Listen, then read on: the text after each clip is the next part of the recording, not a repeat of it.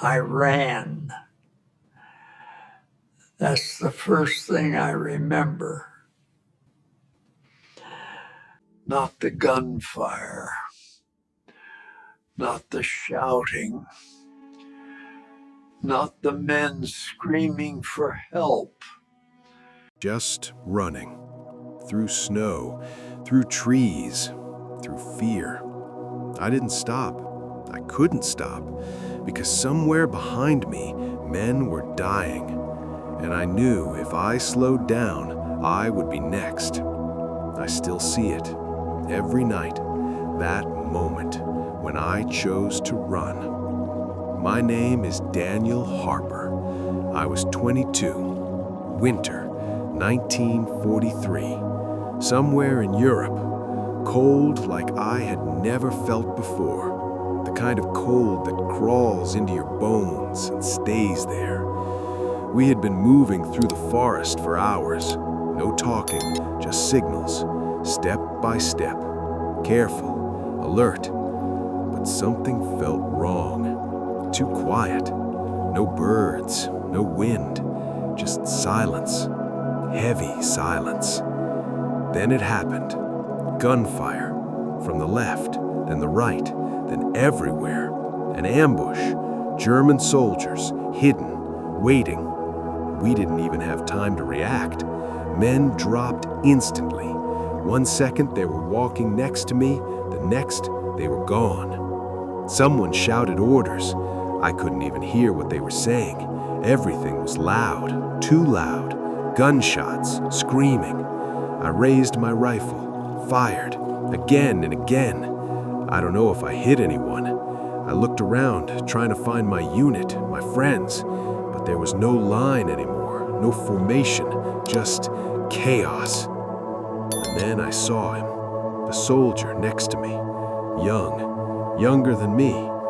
He fell. He looked at me, reaching out. I froze for a second, and then I didn't help him because fear took over. Not courage, not duty, fear. And I made a decision, the one that stayed with me for the rest of my life. I turned and I ran. Through the trees, through the snow, through the sound of men dying behind me. I didn't look back because stopping meant death, and I wasn't ready to die. So I ran. And I didn't know it then, but that moment was the beginning of everything that came after.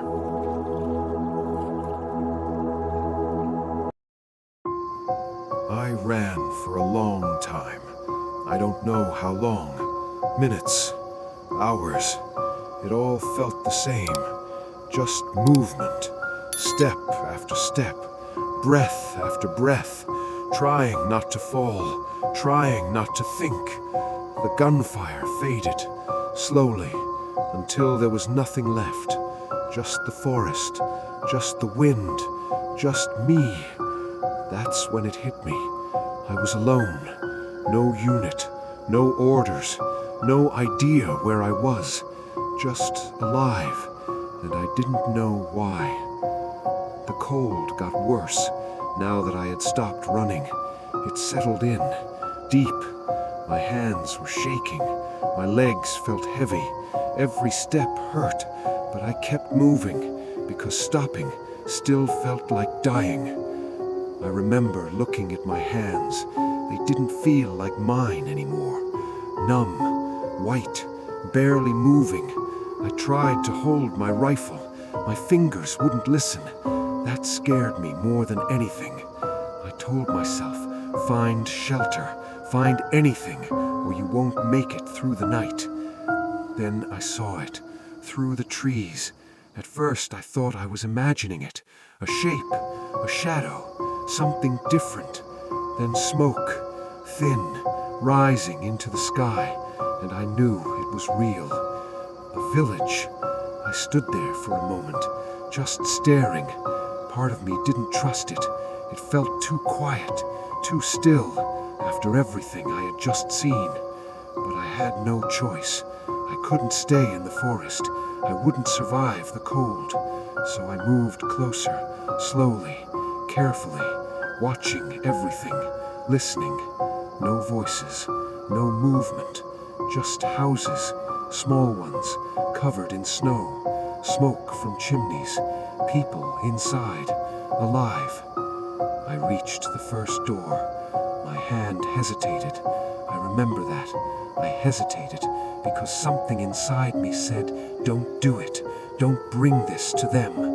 But I was freezing, exhausted, alone, and afraid. So I knocked. The door opened slowly.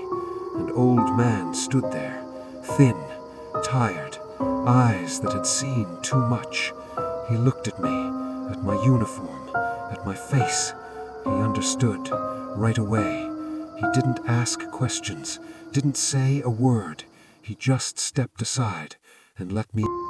I heard them before I saw them. Boots in the snow. Slow, heavy, getting closer. At first, I thought it was my imagination, but then I heard voices. German, clear, close, too close, and I knew they were here for me. Everything above me went quiet. No movement, no sound, just fear. Then the knocking, hard, sharp, demanding. A door opened. Voices, questions, fast, aggressive. No answers. Silence. Then shouting, louder, angrier. Another door. More voices, more questions. Still no answers. Then a scream. Not a soldier, an old woman. I felt my body freeze. I knew what was happening. I knew exactly what was happening. And I did nothing. More movement. Boots across the floor. Heavy, fast. A child crying, trying to stay quiet, failing. Another scream. Then a gunshot. Loud, close. I flinched, but I didn't move. More shots, one after another. Slow, controlled. Not chaos, not panic, just killing. I covered my mouth so I wouldn't make a sound. I heard bodies fall. I heard crying stop. Then silence. But not the same silence. This one was empty. They moved to the next house. Boots outside. Voices again. The same questions. The same silence. Then it started again. Screams. Gunshots. Crying. Over and over. The whole village. I lay there in the dark, listening to every second. I could have moved, maybe. I could have tried something, anything, but I didn't. I stayed still, hidden, while they died.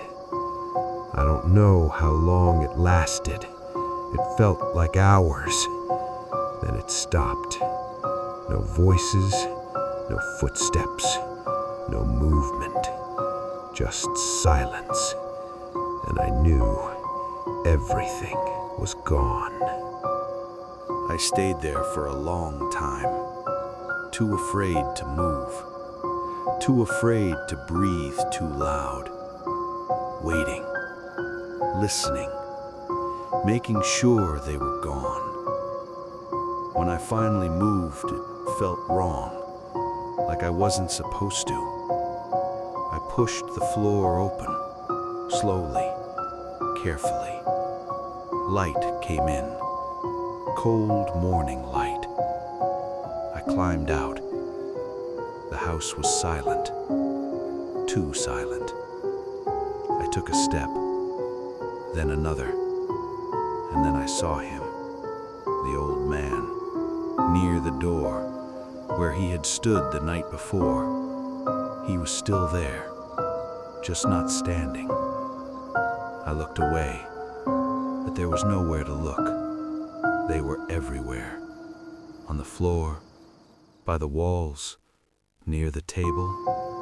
The people who let me in, the people who trusted me.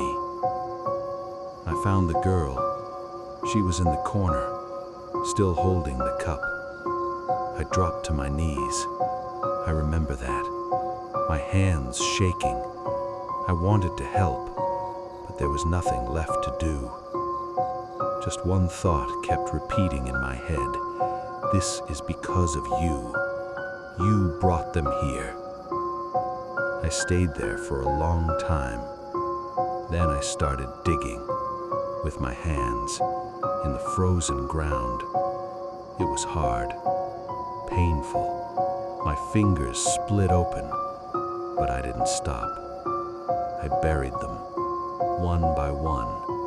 No names, no markers, just snow and silence. When I finished, I didn't feel anything. Not relief, not peace, just empty. Then I left. I walked back into the forest, the same way I came. Eventually, I found my unit again, or what was left of it. They told me I was lucky, a survivor. They gave me a rifle, new orders, and I followed them. Day after day, battle after battle. The war ended. People celebrated, went home, started new lives. I did too, on the outside, but not inside, because I never left that village. Every night I go back there. I see them. I hear them. The knocking, the screams, the gunshots. People call me a survivor, but they're wrong. I didn't survive that night. I just kept living after it. And that's not the same thing. I ran, and they paid for it. And I have lived with that every day since.